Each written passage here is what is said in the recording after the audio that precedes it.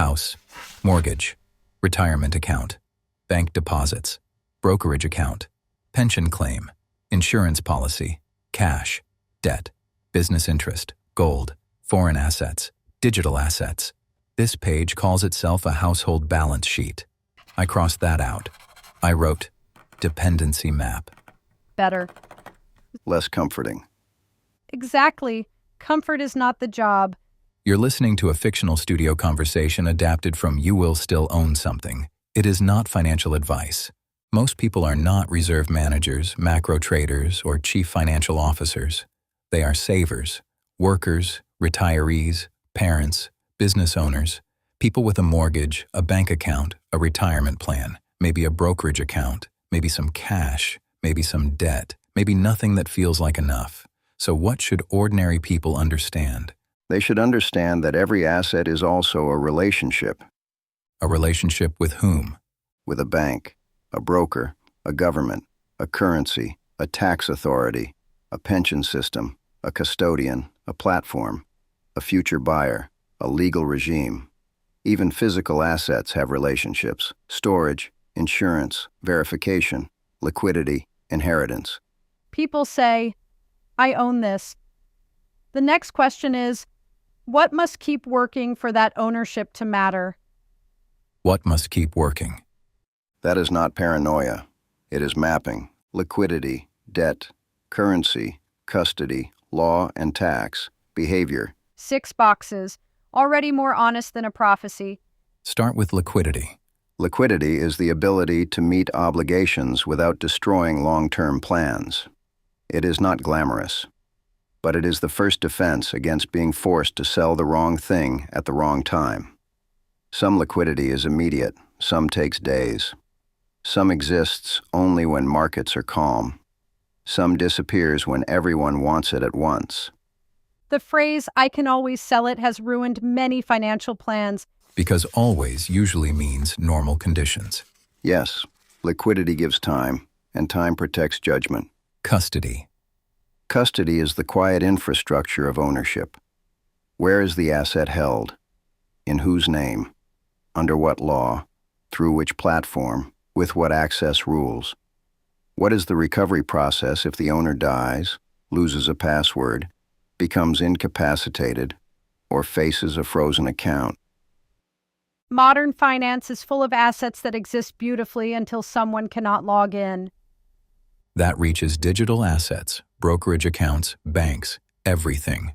Everything with a password, and many things without one. Direct ownership, beneficial ownership, pooled vehicles, custodial accounts, retirement wrappers, insurance contracts, physical possession, digital control. The distinctions are boring until they decide who can access what. This is where people fall asleep. And where families later wake up inside paperwork. Inheritance is where financial disorder becomes a group project. Law and tax.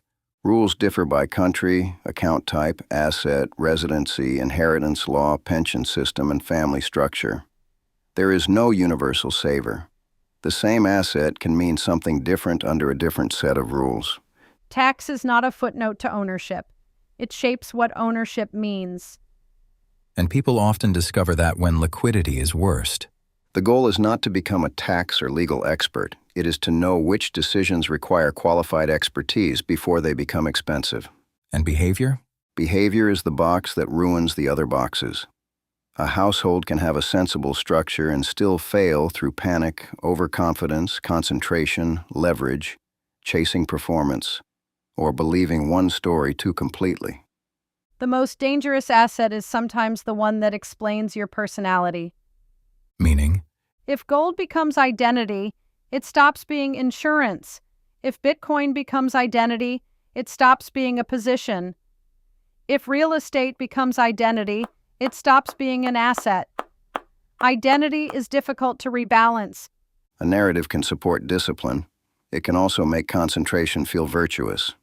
So the useful guidance is procedural. Exactly. Procedure before prophecy. Map, simplify, diversify, document, rehearse. That sounds like a rule. It is not an allocation. It is hygiene. The sensible paranoid does not need the darkest scenario to be true. He only needs to admit that systems have failure modes. And that human beings have failure modes too. What does awake, not hysterical look like on an ordinary Tuesday? Paying attention before panic makes attention expensive. Understanding debt, knowing custody, maintaining records, not turning one asset into a religion, asking whether a promise can survive stress. And then buying groceries, answering emails, taking children to school, calling your mother, fixing the leak, paying the bill, renewing the insurance, and living like the world is not ending this afternoon. Fear can be useful as an alarm. It should not become the operating system. A key does not abolish risk. It only means someone thought about access before the door mattered. Good. Not a fortress. A key. Preparedness is not withdrawal. It is keeping access to your own life. You do not need to predict every future to be less fragile in several of them. You do not need to distrust everything to stop trusting blindly. You may still own something. Know what it is. Know what it depends on. And stay awake without letting fear become your home. Continue the conversation in You Will Still Own Something by Julian D. Leland, available in Kindle and paperback on Amazon. The link is below.